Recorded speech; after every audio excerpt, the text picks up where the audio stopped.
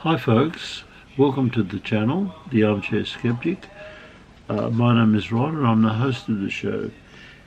In the video presentation today, I wanted to look at Darwinian evolutionary theory compared to what we refer to as intelligent design.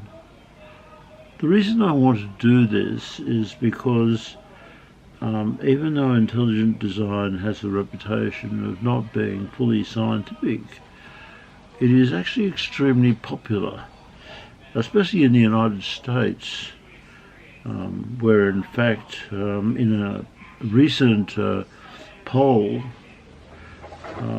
it shows that almost 40% of people believe that the universe was created by some sort of higher authority, some sort of creator, and they dispute the value of the theory of the evolution.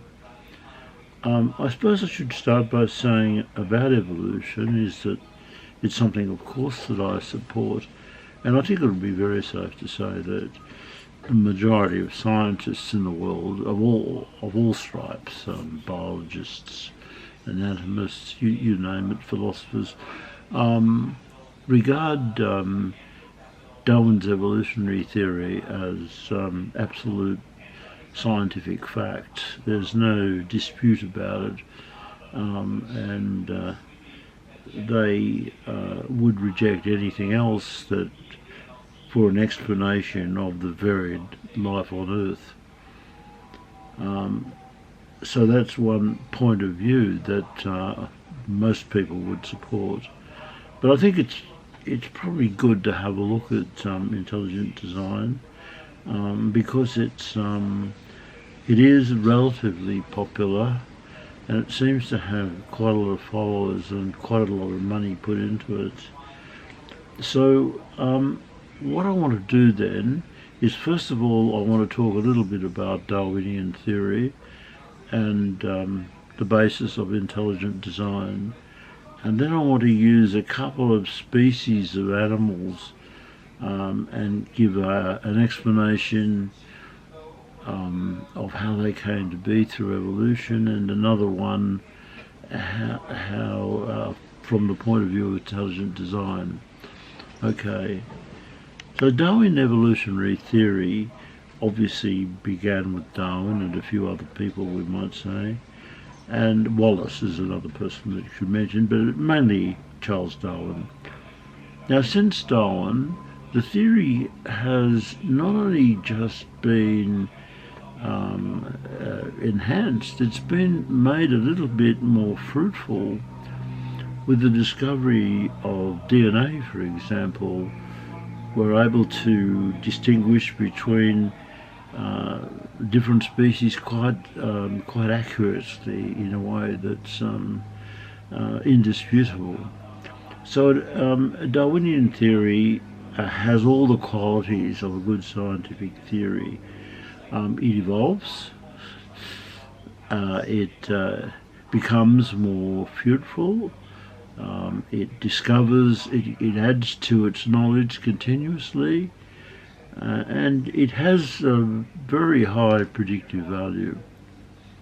And so this is why I think that most scientists and almost most studies have a basis in evolution. Now let's go. Okay, having said that, and I don't need to say much more about evolution, most people understand what I'm talking about. Intelligent design is a little bit more complex. It's often presented, by the way, as some sort of dressed up form of creationism. And in a sense it is. It sort of believes it a little bit in the creation theory, but it is different. And I think we should give it a go and see what it says about the variety of life on Earth and how it came to be. I think to start, it might be a good idea to go delve a little bit into the history of where this might come from The name of William Paley comes up. He was an English minister who taught at, I think he taught at Cambridge University, and I think he lived till about 1805, sorry. And he was the person that we can contribute the watchmaker, and the much open analogy or metaphor. And the story goes, this is just very briefly, don't want to go into it in too much detail.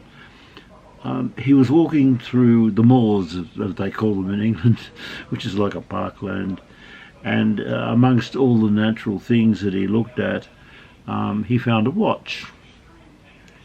And he used that watch image, from there on in, to explain the fact, as he saw it, that the universe and all life was created by an intelligent designer. When you looked at the watch, there are a couple of features about the watch that he noticed. The first was that it wasn't a natural product. It was made up of different parts. The important thing about it, I think, was that it was a very complex. And when you looked at all the cogs and the wheels and the controls of the watch, you could see everything worked together to enable that watch to give you the time of day. So the term complexity is very important in the watchmaker image, if you like, and because it implies that the watch is of such complexity that even one of the tiny little cogs in it, if it stopped working, the whole thing would stop working. And that's, I think, really where intelligent design had its origins, and I think many of the publications of intelligent design do mention Paley with his watchmaker analogy. In fact, it's quite interesting. Richard Dawkins, in fact, one of his books was called The Blind Watchmaker, and we'll see why he did that afterwards. But anyway, as far as Paley was concerned, the watch could not have been produced by natural forces. It could not have been, produced by the laws of physics, or it had to be attributed to a designer. Okay, and fair enough, it was too. Okay, let's go on and now talk about modern day intellectual design, intelligent design. I think I just want to mention a few features of it which seem to be important. The first thing is it does sort of follow a creationist type approach. It believes that, for example, the Earth is. I think I've read this. So it's not every one of the intelligent designers accept this. The world's about 10,000 years old, and we know, that's nonsense. Modern dating method put the Earth back to 4 billion years, which is a lot more than 10,000. And that's very important. The second thing that intelligent design makes is that every species, and we mean species of animal or species of birds and vegetation, was created separately by God, and that every species is perfect in itself. And the intelligent designers have a term that they use quite often. This is irreducible complexity. And we look at the watch image, and so that what it means is that if a complex entity like a watch, or in this case like an animal species, is so complex and the parts of it are so finely tuned to interact together that it is not possible to conceive of it as being caused by anything natural. So that an animal species, for example, is of irreducible complexity, they or you cannot reduce any one part of that species that's not operating will mean that the whole species won't operate, or the whole machine, whatever it might be. It's a very important concept, I think, in intelligent design. I think that the actual idea of irreducible complexity was gained from the philosophy of holism, and holism virtually states that a whole is greater than the sum of its parts. Holism spells Holism, not with a W. And it has been a very popular theory in psychology and a few other areas of thought. But what it states simply is the same as irreducible complexity, that an entity, a complex entity, cannot be actually reduced to one of its parts, so that the parts of the complex entity interact in such a way that they enable that entity to exist, and that entity has qualities that the parts don't have. You might, for example, look at the image of water. We know it's made of two parts of hydrogen, one part oxygen atom, two hydrogen atoms, one oxygen atom. Now, hydrogen itself, we know all about hydrogen. It's explosive. They're making cars that run on hydrogen. Oxygen is a gas that supports combustion, if you like. But when you put the two together in H2O form, you get water, and water has neither of those qualities. And the qualities of water cannot be reduced to either oxygen or hydrogen. And that just gives an example of what they mean by this sort of irreducible complexity, you know. The other thing about intelligent design I think that I'll be looking at is that each animal is sort of perfect in itself. It is a special creation. Each species, I should mean, not just animal, each species is a separate creation, complete in itself. So there's no sense, like in evolution, that it continues to evolve because it's perfect. It doesn't need to evolve. There is no sense that it can be seen as being caused by natural processes like evolution. So intelligent designers actually reject the idea of evolution. They will accept some of them, some sort of change in individual species. I mean, for example, you can't deny that dogs are a wolf and that they've got so many different anatomical forms that you can't deny that there are differences, quite significant differences in individual species, and that would be accepted by most intelligent designers, I think. But so interspecific variation is okay, but it's when you get broader than that it's not okay. So there we have two quite different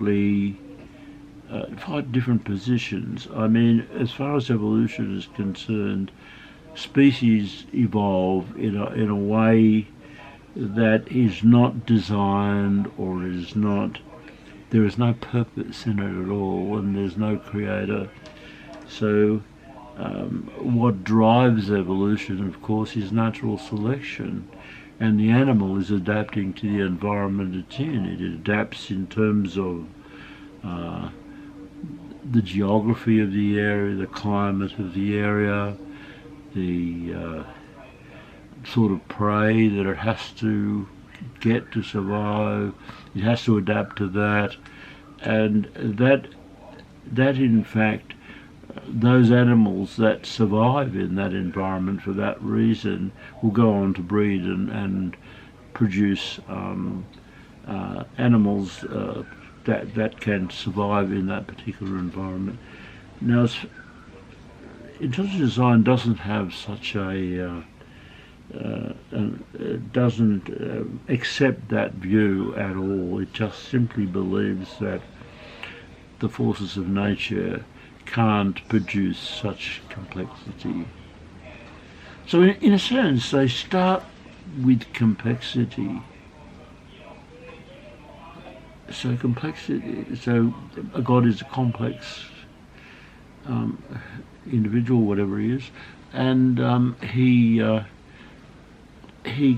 creates from the point of view. So complex things can't be seen as coming from less simple processes, but we do know from physics, I think, that every complex entity is caused by a more basic, simple processes. So it's less complex to more complex, whereas intellectual design sees it the other way around.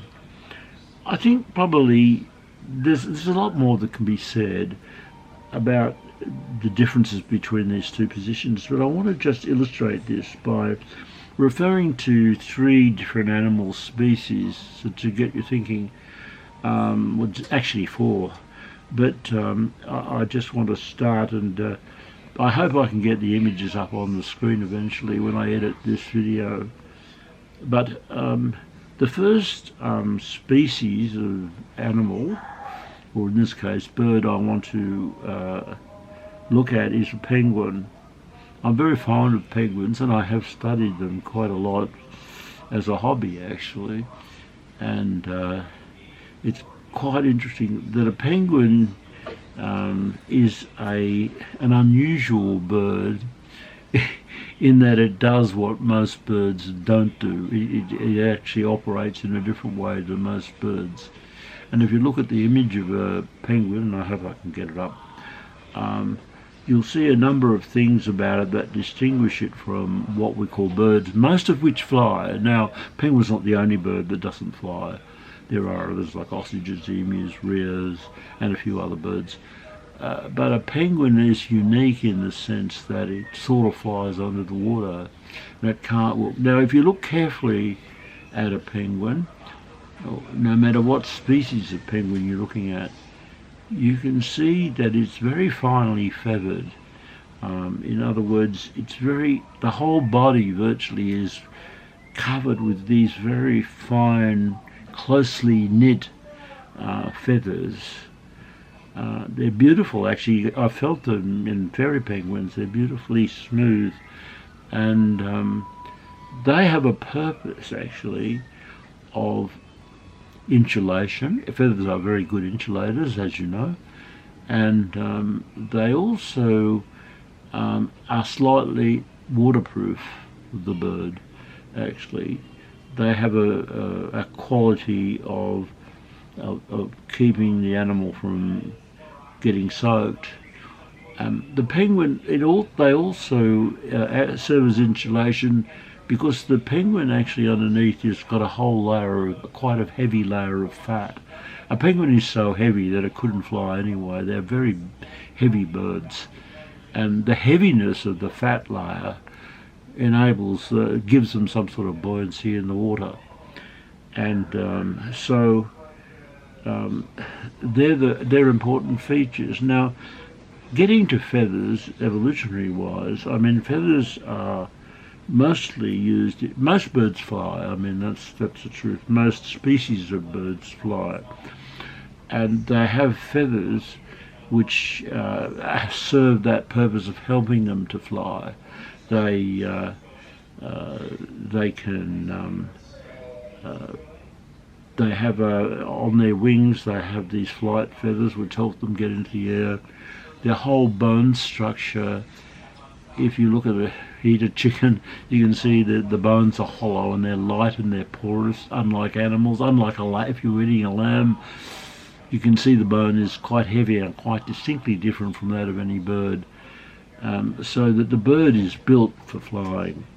Okay, so evolutionary-wise, we've got this animal, this bird, this penguin has got to actually acquire a whole lot of, compensate for a whole lot of qualities that flying birds have.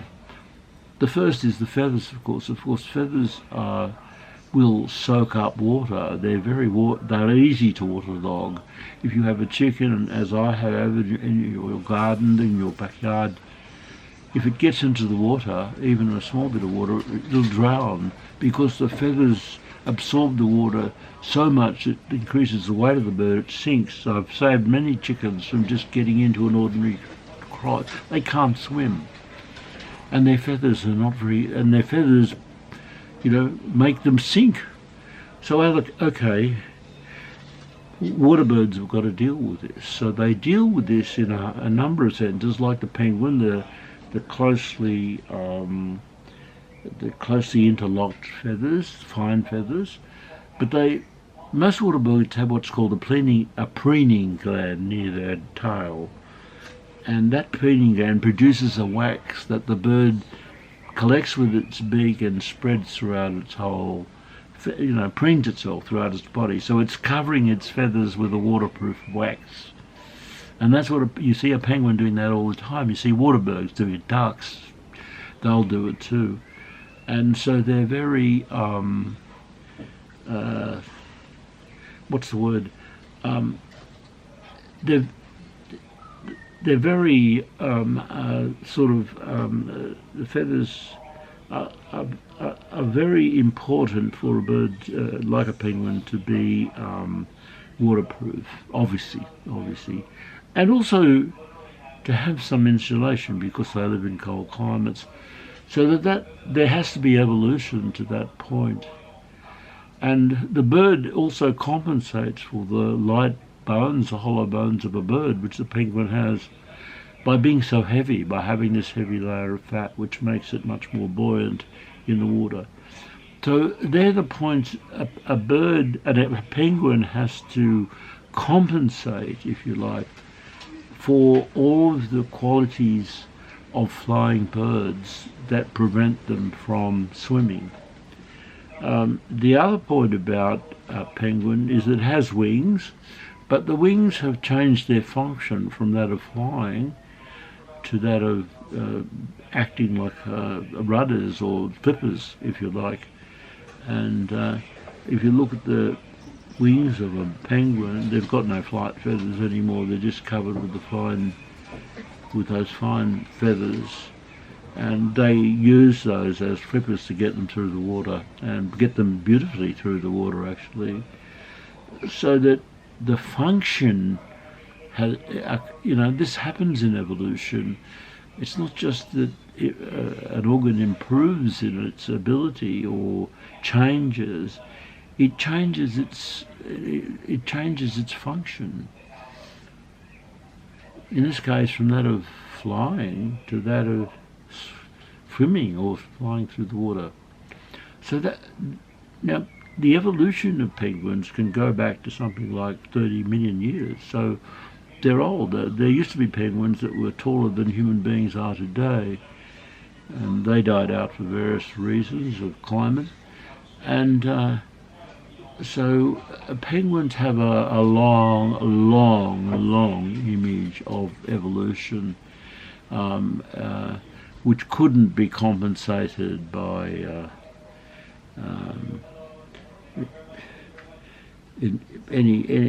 by saying the world is 10,000 years old. So evolution is slow. This is one of the points that people don't seem to understand. It's very slow. And you've got to, 30 million years is a long time, and it's a long time. 10 million years, 10,000 years is nothing in evolutionary time at all. So I think evolution, by natural selection, can explain how penguins come to be like they are. Now there are many species of penguins and they're all different, but basically the template is the same. They look the same in many respects. Now when you get to intelligent design, you wonder what the designer had in mind. He designed a penguin. He chose a bird template, and then he had to somehow designed this bird template so it didn't act like a bird, that it could swim and that its feathers could change their quality, that it could make its feathers waterproof when they're not waterproof, and it changed the function of the wings. Now, I don't believe that intelligent design, I don't believe that you can say that the penguin is a perfect creation.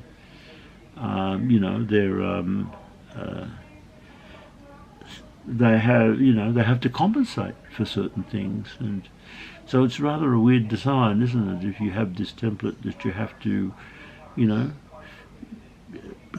have to change or adapt differently. So it's a rather strange form. I always think that about penguins and intelligent design. The other thing too about evolution is that evolution's an ongoing process. It doesn't stop. I mean, you can't see it happening, but because it's so slow. But in maybe 100,000 years, a penguin will look a whole lot different. Now, intelligent design can't allow for that, unless you have the designer constantly updating his design, and they don't talk about the designer updating the design all the time. And why would it when the designer has produced a perfect creation, a perfect species? So there's no room in intelligent design for ongoing evolution of a species. So that's the penguin, and I leave it to you to make some comments to me about what you think, and maybe some intelligent designers can correct me. I just want to go on to another bird, which also interests me a lot, and that is another flightless bird, and it comes from the Galapagos Islands, and it's a cormorant. It's a flightless cormorant. It can't fly, and it's the only one of the 30 species of cormorant that can't fly. And it's the biggest. It's very big. That's part of the reason why it won't fly. It's too heavy. But it has adapted to its environment, if you look at it in terms of evolutionary theory, by changing its structure as well. I mean, it has... The way this animal survives is by swimming in the water, and by catching things like shrimp, squid. It eats a lot of small fish. It eats a lot of animals that are in the water, and it swims particularly well. But if you look at it carefully, the force of driving it is its feet, its legs. It's got enormous heavy legs and very big webbed feet, and they are the things that drive it through the water, and they can drive it quite effectively. You see, they're almost like penguins, not quite as good under the water as penguins, but they can maneuver themselves quite well, and they and all the driving forces, in fact, those enormous legs, webbed feet that it's got on the back. The wings have atrophies, as you'll see in the images. There still are vestiges of the flight feathers, but the wings are so small you couldn't imagine them getting this very heavy bird off the ground. And so it's a very interesting adaptation of a genus of birds. As I said, there's I think there's about 30 species of cormorants, and this is the only one that can't fly, and it's the biggest by quite a long way, actually, twice as big as the next size. And we go now to intelligent design. Now, the same thing applies here. Here is a bird that originally most birds flew, and it had to make all these adaptations to enable it to do what it does. And one would ask, I'm a bit lost, why would the designer design a flightless cormorant? He might design a flightless cormorant so it can be very effective in the water and survive that way. But it doesn't seem like a good idea to use a bird sampler to do what a cormorant does. Anyway, I think the same criticisms can be made of intelligent design with the flightless cormorant as they can with the penguin.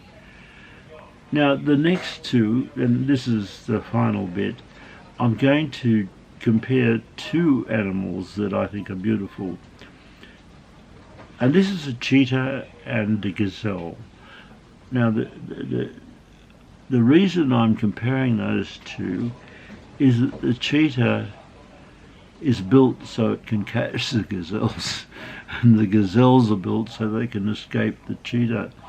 In a sense, there's sort of, as Richard Dawkins would say, a sort of arms race going on there in evolution. Now, when you look at a cheetah, it is a beautiful animal, and you can understand intelligent designers say, look, it's perfectly designed to do what it does. It's built for speed, that's quite obvious. It's lightly built, it's quite different from the rest of the great cats, like lions, who are much heavier, and even leopards are heavier than cheetahs. And it's built beautifully. It's got a small head, which is important for speed. It's got very large nostrils for which you can, when it runs so fast, it can take in large quantities of oxygen. It's got very strong back legs and front legs, and it's got a very flexible spine. Actually, when you look at them running, they can bring their back legs up to their front legs and bound that way. And they also have a very big tail, a very heavy tail, and that serves as some sort of balance rudder that helps them change direction, which they need to do. Now, you could probably say of a cheetah that it has evolved to enable it to catch a certain type of prey to survive. Now, I'd talk about gazelles. Gazelles are part of the small antelope family, which includes probably springboks and impalas and a few other species. And they are not natural prey for the other large cats, like lions and leopards. They can get them if they're sick, opportunistically. Hyenas can't catch impalas. Now, the reason that the big cats leave the small antelopes alone is because they're small, they're not enough food, and they're actually too fast for them. A healthy impala can easily outrun lions and hyenas and leopards, even leopards. So that's why this is a niche for prey that cheetahs can exploit, if you like. However, when you look at the gazelle, for example, which is a very beautiful animal, I must say, they're built for speed also. They're not as fast as a cheetah. A cheetah can apparently, in short distances, get up to 100 kilometres an hour, which is pretty fast. They're the fastest land animal. But an impala has a few other qualities that has evolved to enable it to escape being the prey of a cheetah. They're fast. They're not as fast, but a cheetah can't run for very long. It gets exhausted very quickly when it goes so fast. So it's got to be positioned exactly in the right position, a short distance from its prey, the gazelle or the impala, whatever it is. And it's almost a surprise, and at that point they can probably outrun the animal. But if in fact the antelope sees the cheetah and a healthy one, it's got very little chance of catching it.